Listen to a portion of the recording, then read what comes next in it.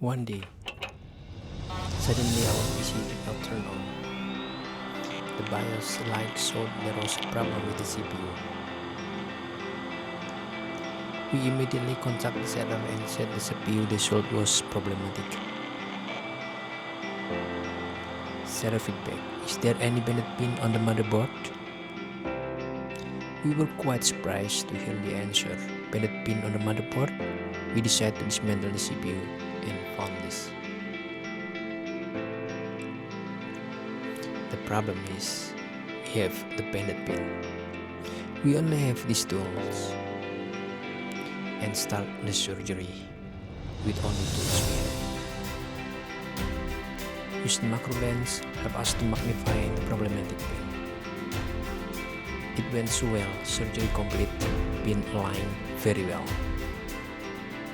But we find one more problem. A thread stuck under the pins. We can use air blower cause it hook under the pin. We decide using the same method, same tool likes the bended pin. We do this carefully so the pin not bended again.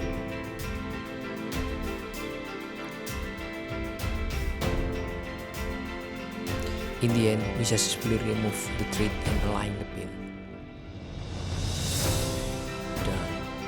We are happy. Time to test our work. It works like